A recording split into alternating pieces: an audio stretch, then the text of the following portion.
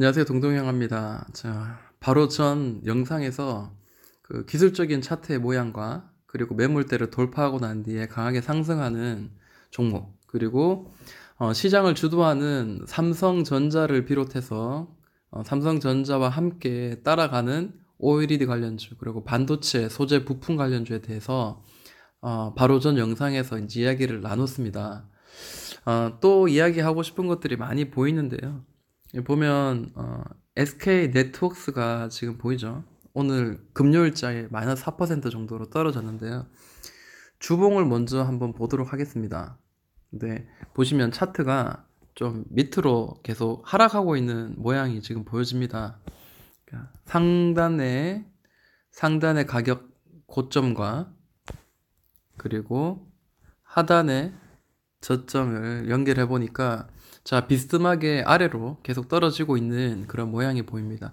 근데 이 추세나 이 파동 같은 거는 저는 좀 중요시 보는 편인데요.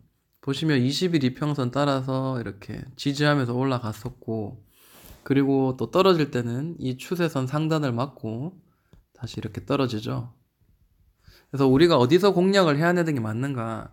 이 추세선, 큰 추세선 하단에서 또 이 추세선 하단 안에서 다시 이렇게 아래 위에서 이렇게 밑에서 위로 올릴 때, 그죠? 그리고 여기도 마찬가지입니다.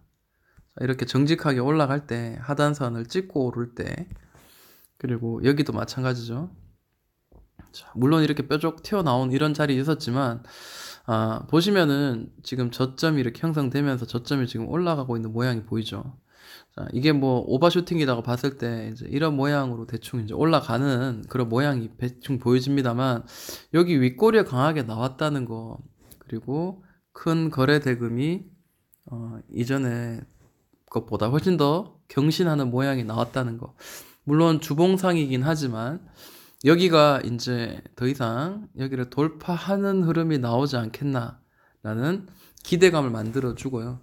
자, 이런 삐죽 튀어나온 자리 나중에 단기적으로 이렇게 맞고 다시 떨어지는 뭐 이런 매물대 역할을 하는 추세 혹은 패턴을 만드는 그런 가격대일 수도 있다라는 거죠. 좀 관심을 가지고 보는 것도 좋겠다라고 생각합니다. 자, SK 네트워크스는 수급을 한번 볼게요. 수급을 보니까 최근에 외국인들이 무지막지하게 이제 좀 사는 그런 모양이 보이고요. 그리고 기관도 좀 샀어요. 그러면 최근 이제 한 6개월을 한번 보겠습니다. 자, 이게 지금 보면은 최근 6개월이 아니죠. 실제로는 이제 이런 모양이죠. 여기가 지금 바닥이고요. 그리고 바닥입니다. 그리고 그 바닥 이후로는 이제 이런 식으로 올라가죠. 저점을 이렇게 올려가는 그런 모양은 굉장히 좋습니다만, 아까도 봤지만 이런 추세가 있었죠. 이런 추세가 있었기 때문에, 자, 이게 상단 찍었기 때문에 한번 밑으로 지금 흐르는 거고, 다시 여기까지 내려와서 이전 저점보다 높게 형성돼서 다시 이렇게 파동을 만들고 만약에 간다면은 한번 이쯤에는 공략해 볼 만한 그런 자리일 거라고 저는 생각이 듭니다. 최근에 보시면은 좀 의미 있는 외국인들의 수급이 나오면서 이렇게 강하게 상승이 나오죠. 그리고 이 자리에서도 계속해서 좀 이렇게 사는 모양이 보여집니다. 근데 이 안에서도 파동이 있잖아요. 이렇게 올라갈 때도 외국인들은 사고요.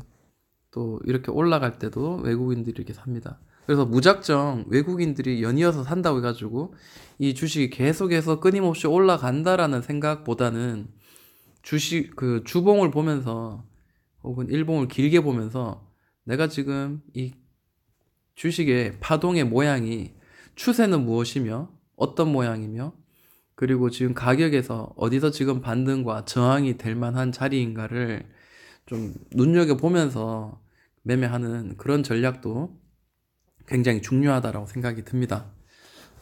일단은 돌파가 나와야 되겠죠. 일단 저항의 자리를 돌파가 나오고 난 뒤에 그때 사도 늦지 않다라는 거죠. 최소한 패턴을 만들거나 혹은 추세를 여러 번 만드는 걸 보고 난 뒤에 사도 늦지 않다는 거죠. 왜냐하면 따라잡아서 이렇게 샀다 하더라도 결국에는 뭐 좀 수익을 좀 내는 것 같다가도 다시 또 거의 본전치기로 떨어지죠. 그래서 충분히 충분히 추세와 패턴을 보면서 사자라는 겁니다. 자, SK 네트워크스 어쩌면 이게 바닥이 되고 주봉상 봤을 때 바닥이 되고 이제는 좀 위로 한번 돌파가 나오면서 강하게 좀 올라갈 그런 특정한 괜찮은 어떤 호재가 있는가라고 보니까 뉴스를 한번 볼게요. 자, 11월 13일자인가요? 13일자 18시. 자, 이런 이야기도 나오네요. 자, 단일 회사로 출범한 AJ 렌터카. 이제 여기 보니까 AJ 렌터카와 그리고 SK 네트워크스는 3분기 모두 작년 같은 기간에 비해서 개선된 실적이 나왔습니다. AJ 렌터카도 매출 영업이익이 올랐고요. SK 네트워크스도 올랐다고 합니다. 그럼 계속 올라가는데 왜 주가는 계속 떨어질까? 라고 했을 때 이제 여기 이제 이런 이야기가 있어요. 자, 과도한 조정 어쩌고 저쩌고 해서 실적 대비 주가 수준은 매력이 크다. 결국 무슨 말이냐면 현 주가는 저평가 구간이라고 평가된다라는 거예요. 그러면 실제적으로 이제 봐야 되겠죠. 1조 4천억입니다. 시가총액이 이제 어느 정도 되니까 실제로 이제 외국이나 혹은 기관의 어떤 메이저 수급이 들어와야지 이제 올라갈 수 있는 그들이 매집하는 그 바닥에서 횡보하는 동안 얼마나 횡보 안에서 매집을 많이 했냐 이제 이런 것도 좀 봐야 될 것 같고요. 그렇게 따졌을 때 지금 컨센서스는 2016년도에 1,500억, 1,400억, 1,300억 해가 갈수록 또 줄어듭니다. 그러다가 2019년에 갑자기 거의 2배가 뛰죠. 2,400억, 2,700억, 3,000억 이렇게 지금 현재 예상을 하고 있습니다. 단기 순이익도 훨씬 더 많아지는 거죠. 그렇게 봤을 때는 이게 밑으로 계속 떨어진다기보다 이제는 다시 돌려내는 그런 자리가 연출되지 않겠나라는 겁니다. 그러면 지금 주가가 이전보다 더 좋아야 되는데 지금 여기 갇혀 있잖아요. 보시면 여기 보면은 지지가 되었고 지지가 되고 저항이 되고 이번에도 저항이 돼서 4% 정도 떨어졌었죠. 자, 이런 자리는 굉장히 가격적인 면에서 중요한 역할을 할 만한 그런 자리입니다. 자, 그 뜻은 뭐냐? 고점을 연결한 이 저항선도 중요하고요. 그리고 이 가격적인 자리도 중요한데 이 두 개를 뛰어넘는 모양이 보인다면 그때는 이제 우리가 살 수가 있겠죠. 그렇지만 자세히 보면은 추세를 만들잖아요. 추세를 만들어서 대형주기 때문에. 그렇다면 이것도 마찬가지겠죠. 지금 맞고 지금 살짝 떨어졌는데 그러면 저 같으면은 뭐 이 추세선 하단선 그어 놓고 난 뒤에 이 언저리 좀 와주면 땡큐고요. 그렇지 못하다 하더라도 분할로 이제 살짝 들어가기 시작을 한다는 거죠. 예를 들어서 일봉을 한번 보도록 할게요. 자, 현재 지금 이런 모양이죠. 위에 고점을 연결한 선 이런 모양이죠. 그러다 보니까 이 고점을 연결한 선 맞고 지금 떨어진 거예요. 맞고 떨어졌는데 제가 보는 관점에서는 이 삐죽삐죽한 지지와 저항이 보이죠. 자, 가격적인 면에서 자, 여기 저항에 맞았고 저항 그리고 저항되었고 저항이 되었던 자리입니다. 그리고 여기는 또 지지가 되었던 자리였어요. 3번 정도. 그러면 이 가격대 언저리에서는 한번 지지가 될 만한 자리가 아닌가라는 거죠. 그리고 가격적인 면에서 이 저항선을 돌파가 나와야 되는 자리죠. 그러니까 이 자리는 굉장히 변곡점이 만들어질 만한 그런 지금 현재 자리로 지금 보여집니다. 그래서 5,660원 정도, 5,650원 정도가 지지가 된다는 게 만약에 보여집니다면은 돌파가 나오겠죠. 물론 여기서 이렇게 좀 두드릴 수도 있습니다만 돌파가 나온다는 거는 굉장히 의미 있는 겁니다. 그리고 난 뒤에 또 추세를 만들면서 파동으로 가겠죠. 그동안 그런 식으로 늘 움직여 왔기 때문에 우상향의 파동을 만들 때마다 저점에서는 공략하자라는 게 저의 생각입니다. 자, SK 네트워크스 실적이 다 괜찮고 저평가 구간이다라는 그런 느낌을 받게 만들어주고요. 그리고 또 뭐 하나 더 보자면은 넥스트 사이언스가 보입니다. 지금 이게 상한가로 마무리되었네요. 금요일장. 네. 주봉을 볼 때도 이런 모습이고요. 일봉을 봤을 때 이런 모양입니다. 그러니까 기술적으로 우리가 차트를 봐야 되는 이유가 바로 좀 이런 면이 있죠. 제가 돼지 열병으로 인해서 수익을 많이 냈던 종목들 중에서도 대부분의 이제 이 고점을 연결한 이런 보통 대시세라고도 이야기합니다. 이야기하는데 자, 돌파가 나왔어요.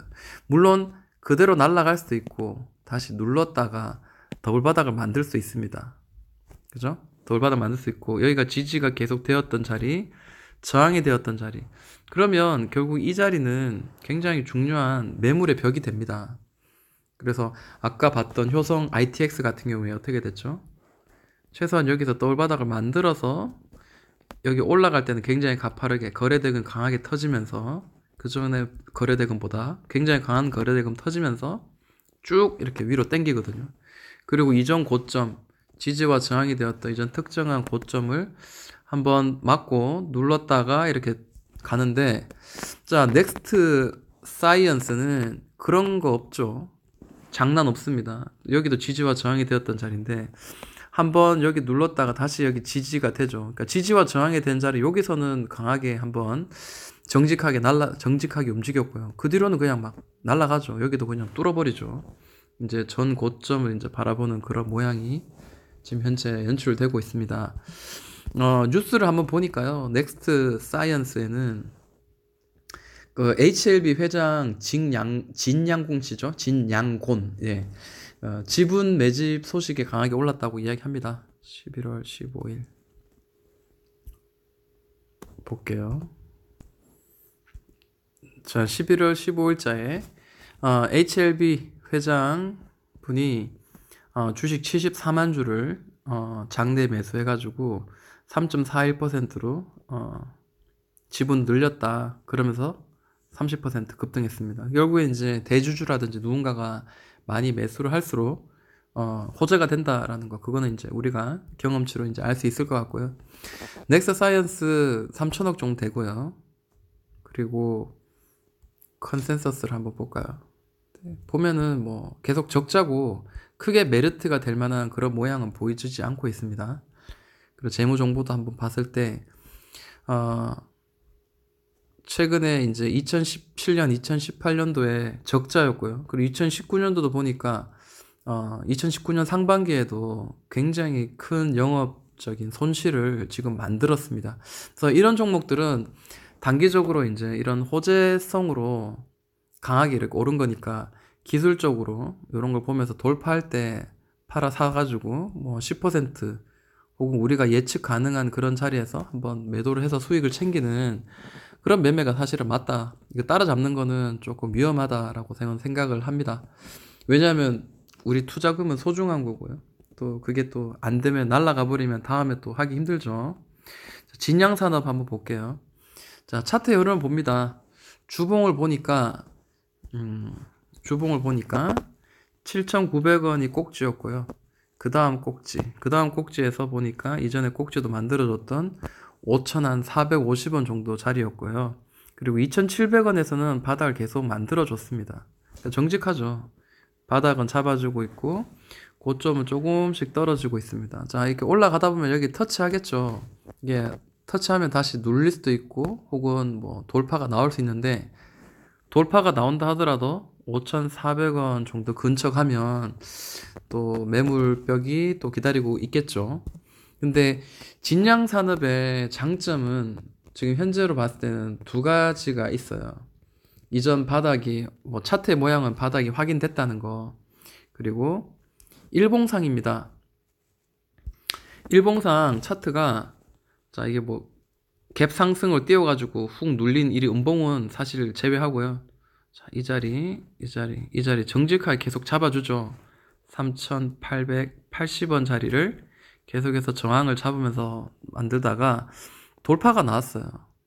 돌파가 나왔다는 거는 이제는 이 저항의 자리가 지지가 될 확률이 굉장히 높습니다. 그래서 이런 자리에서는 분할로 좀 싸게 사는 게 사실 맞다라고 생각이 들고요.